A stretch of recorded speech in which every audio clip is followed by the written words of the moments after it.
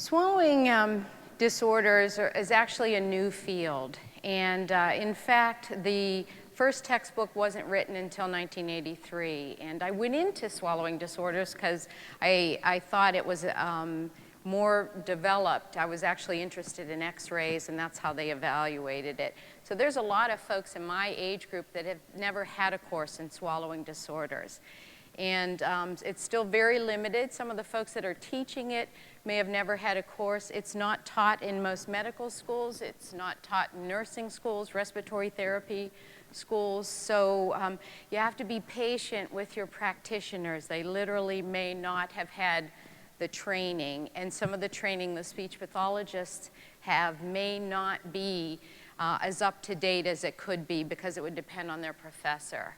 So the other thing is, as a practicing clinician, you often don't have time to read all the research, and I'm really fortunate that I can be a researcher and a clinician and get to do both, and it's my responsibility to try to teach as many clinicians as I can, but we're not quite there yet. Anyway, swallowing, each swallow is tailor-made. We eat with our eyes first. You look at it and you come up with a plan. If you have children, you know that if they look at it and they don't like how it looks, there'll be no eating that. And experience counts. Last night at dinner, I watched people eat oysters, and I don't know how to eat oysters. So there's a good chance I could screw that up and maybe have it go down the wrong way or something. But experience does count. And what our mouths do is actually analyze the food. So sensory information that you're getting from what's in your mouth is actually guiding and telling your brain how to handle this consistency or this food or this amount. So one of the things that we do first, and I am going to go over the swallowing sequence, is the mouth analyzes, the eyes analyze for texture. And the truth is, we're all on a puree diet. And I get upset when I hear that, oh, it's baby food and all of these things, because the truth is, that's what you do in your mouth. You puree your food, and your saliva mixes in to make it a paste-like consistency that we can swallow. Combining those two things, that seeing the food, analyzing the food, that's one of the reasons that people have difficulty with pills. Because your body doesn't want you to swallow something whole. And if you think about it, you have to give that moment of permission to let that solid go down because you can feel it. The other thing the mouth does, along with the eyes, is, and experience, is we know how much is too much.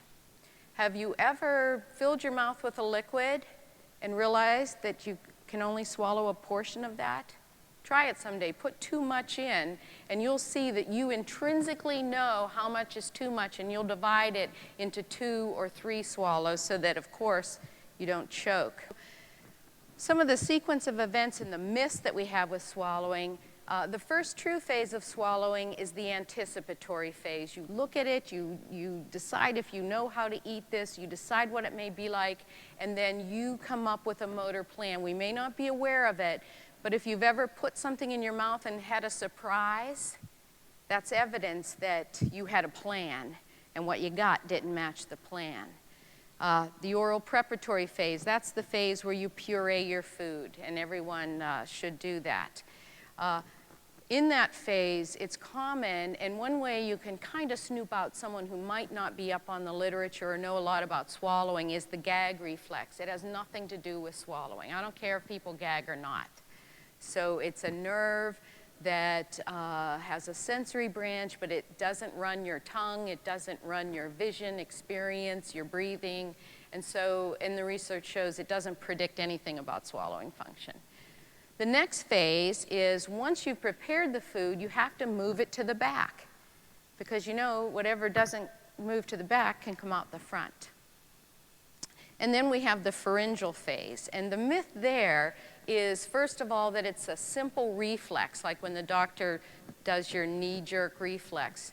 And a lot of physicians may still believe this, that it's just a sensory to the brainstem and then motor coming out. And that's not true at all. It's a patterned response. As I said, your body knows what it's getting. It's got to analyze it and provide the right program. The other thing is the epiglottis. If you ever hear that word or you hear flapper valve, and a lot of people are taught that the epiglottis inverts or flaps over and protects the airway, that's not accurate. It actually can't move. It has no motor nerves. It gets moved by the other parts of the swallow, but you can swallow without one, and they remove them in head and neck cancer. So just some simple ways so you can kind of gauge who you're talking to in relation to taking care of your swallowing function, perhaps. So as I tried to show you with that one X-ray, the mouth and the throat serve two vital functions, eating and breathing. And years ago, I started in this line of research because I wanted to know why, because it really looked like a setup for trouble. And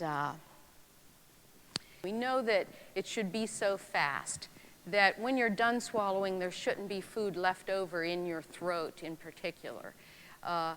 When you swallow, the food or liquid should not be going into your airway. These are all the things that everyone is fairly well trained on, but what's still missing, but it's getting better, is breathing pattern and lung volume at the time of swallowing. And for folks with Ph.D., it may be particularly important, and I believe that. And so what about the lungs? Research is starting to show that the amount of air in the lungs when you swallow means something. Something good to something not so good. The research is also showing that the larynx, or the voice box, does a lot more than protect the airway. So the common thinking is the vocal folds close and protect the airway. But what I believe, and I think some of the work I've been involved in shows that when those vocal folds close, it's taken a sample of your respiratory system, and it's sending that information along with what you learned in your mouth, what you saw with your eyes, all of this sensory information is going to the brainstem for swallowing, and then it brings an appropriate program out. A practical example of this, have you ever just filled your mouth with a liquid and someone says something funny? And what happens? You choke? Or I'm one of those, I can't swallow. I have been desperate to swallow. So I'd be like the comedian. You literally would spew it out because your body knows it's dangerous. You can't control your respiratory system, so it's not safe to swallow. There's a preferred breathing swallowing pattern that we all do, hopefully, and you're not aware of it. Most people are not. We tend to fill our lungs with air and swallow during early to mid exhalation.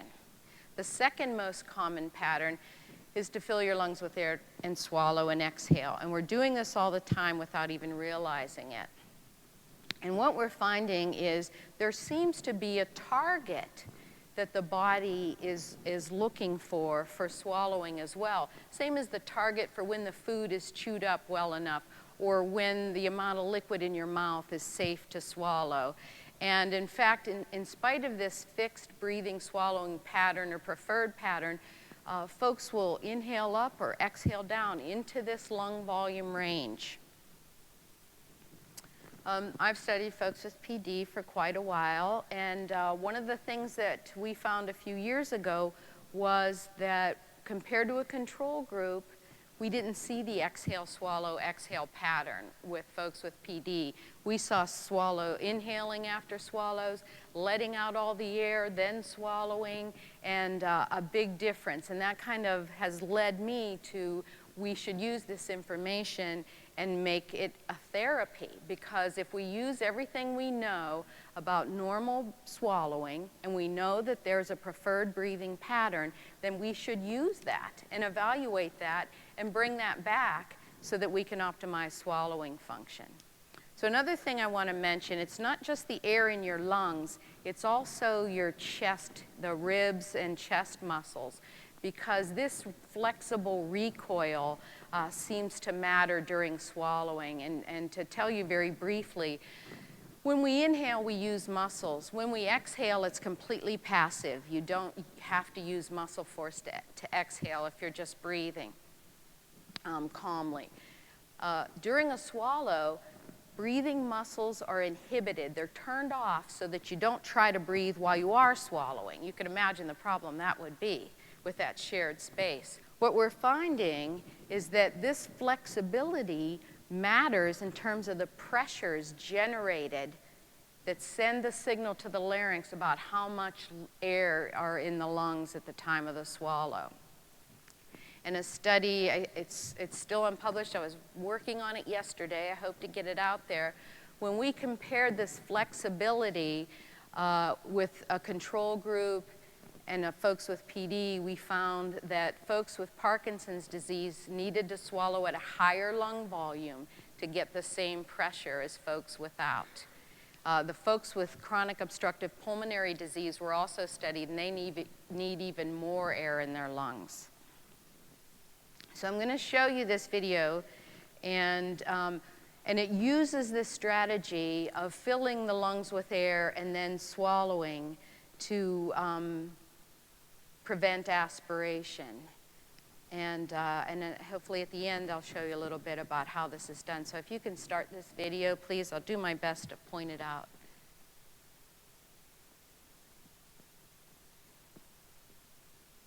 So I want you to keep this is the airway. Nothing should go into the airway. I don't know why it doesn't look right up there. But do you see this material going into the airway? I'll show this twice. So all the food should go here. Does everyone see that? Can you pause it? Do you see that? So what happens is when he drinks, it didn't all go down. You open up to breathe, and boom, it falls in the airway. Okay? So you'll see, it's not my favorite breath with the shoulders up, but I didn't have a chance to teach this person. So by the way, this man has Parkinson's. He takes all his medicine, and he has bilateral deep brain stimulators. You can see some of the wires here. Okay, if you'd start it, you'll see his shoulder elevates, and he's going to take a breath. Okay, you'll see it on the next one for sure. So watch here. He's going to take a big breath. There he goes. But you notice he doesn't aspirate anymore. Aspiration meaning food or drink getting into the airway. So that's all I did was change lung volume. And you can exercise, and I'm sure there are lots of exercises that are effective, but I'm really suspicious that this is an underlying problem in PD that has to be addressed. So with PD, the folks I've worked with over the years, I've realized that the first step is often missing. For example, getting off of the chair, you know, that rocking back and forth. The first step is actually you put your feet back. Then you can stand up. So try that. A PT taught me that. There's a speech breath.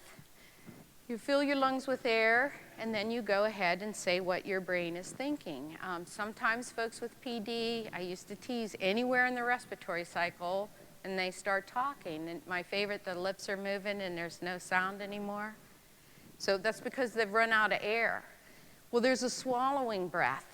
If you remember what I was saying, you fill your lungs with air and you swallow during early to mid exhalation. If you have PD, you might need more air in your lungs. It's also, there's a first step to controlling saliva. And I just wanted to take a little intermission on my swallowing topic, although it is swallowing, and say something about saliva control. Because I tell patients, if you can eat pizza, you can swallow spit. So why isn't it being swallowed? And I believe the reason is that it's not, the research doesn't show that folks with PD have more saliva than others. It actually hasn't shown that your tongue is any weaker than others. Another reason to believe it could be something else and possibly respiratory related. As far back as 1817, if you read James Parkinson's original paper, he says the saliva fails of being directed to the back part of the fauces, that's where your tonsils are, and hence is continually draining from the mouth. So one thing that we do without ever realizing it or thinking about it is we create a vacuum in our mouths before we swallow saliva. So that's the missing step. Okay, you gather it up, you move it back, and you swallow it. But what I see is swallowing and not clearing the mouth. And we can all do that too. That's why you can leave gum in your mouth and go ahead and swallow. So something to think about. Of course, the problem is, how do you remember to do this? And anyway, putting the first step back in for swallowing. Before you swallow, you need to take a breath. Did you ever see someone take a big, cool drink of water? They swallow and then go, ah. That shows you their lungs were filled with air. Or if you're chewing food, it's not so abnormal or unusual for someone that they're chewing, and then in the final moments when you're gathering it up to move it back to swallow, folks will go, fill their lungs and swallow. Okay, so as a therapy, what I usually tell people is get it ready, hold it in your mouth, fill your lungs with air, hold it, swallow, and exhale. And sometimes what I see is they fill their lungs, they go, let it out, and then swallow. So if you catch yourself doing that, you'll know that that's not the way it should be. So if you would humor me, I want you to try this a little bit, and I want you to experiment. If there are some folks that say breathing and swallowing doesn't matter, that they're separate functions and it's turn taking. So I want you to humor me and do this. I want everybody to fill their lungs with air and swallow. And now I want you to let all your air out, all the way down until you can't get any more air out. And then I want you to swallow down there. And what you might notice was a delay or something, because your body said, you want what? You want me, that's not normal. It's not right. But the delay means your body figured it out, figured out how to do it, and you got your swallow. And that's what that delay is all about. Now, if you found it easy to swallow at that low lung volume, that may mean that you've been doing that for a while, and that's not the preferred pattern. Another advantage to having the lungs full of air during a swallow is that there's two reflexes in the airway for safety. And we're used to the cough reflex. If something goes down the wrong way, you should cough, and I have a slide about that later. But the expiratory reflex is also called the aspiration reflex. And so aspiration is any food, drinks, secretions that go into the airway below the vocal folds instead of the stomach, because then they can pass into the lungs. And with this reflex, this is the one where if you have a lot of air in your lungs, you just go, and you blow it all out. The cough reflex begins with inhalation. Okay, so if you swallow and there's not enough air in your lungs and something goes down the wrong way, what do you think you're going to get? You're going to get the cough reflex, and you're going to make it worse, because you're going to suck it down even lower before you cough it out. So I think it's better to swallow with air in your lungs, and you have, if something does go down the wrong way, you have a better chance of just blasting it out with the expiratory reflex. So how do you know you have a swallowing problem? There is research that shows that folks with PD often don't know. And as I said, if you think the training in swallowing is not very good, and it isn't in the medical community, I'm sure that you're at even greater disadvantage, because how would you know? So here's some of the most common signs. a continual increased phlegm and mucus, always coughing something up. And it's not allergies, and you don't have lung disease. And what that is the airway, when something invades it, it wraps it up with mucus so you can cough it out. And that can be a sign of aspiration. Coughing during meals, of course, coughing after meals. And pneumonia. Everyone, they get pneumonia and you think you caught it from somebody. The patient and friend now that I showed you there had been treated in Florida at least 4 times for pneumonia. And when I heard that, I said, you need a swallowing evaluation. And sure enough, he was not only aspirating, but he wasn't even coughing. And that's called silent aspiration. He had no idea, but the pneumonias were the clue. So to have swallowing evaluated, it's typically done by a speech pathologist, and they need to visualize your swallow. So it can be done with those x-rays. That's called a modified barium swallow, sometimes a cookie swallow, or it can be done with an endoscope, where the doctor or speech pathologist in any state but Pennsylvania, unfortunately, the VA, they can do it, where they just pass a little tube through the nose and they get a bird's eye view of the airway and the inside of the throat, and they can see whether something is going down or not. So some practical tips. Think of the air in your lungs as fuel, your tank of gas. It's fuel for speech. Take a breath and go ahead and talk. Take a breath before you swallow. And I used to say, and I would see folks for speech or swallowing, take a nice breath, let half of it out, and start talking or swallowing. And I used to say, it's like, would you go to the gas station, fill the tank up with gas, dump half out, and think you'd get as far? You can't get this far. And your mouth, if it doesn't have enough fuel to communicate the message in your brain, it starts taking shortcuts. And it starts limiting the movements. And you know what? That sounds like slurred speech or not precise speech. But if you give it enough fuel, you'll be able to hit those articulatory targets for more clear speech. Posture also helps. As I said briefly, this flexibility of the respiratory system matters. And if you're hunched over like this, you're not going to get these nice breaths that you need for swallowing. And in addition, gravity itself can just pull the saliva from the front of your mouth or the food, and it'll fall on the table. So sitting upright for meals is also important.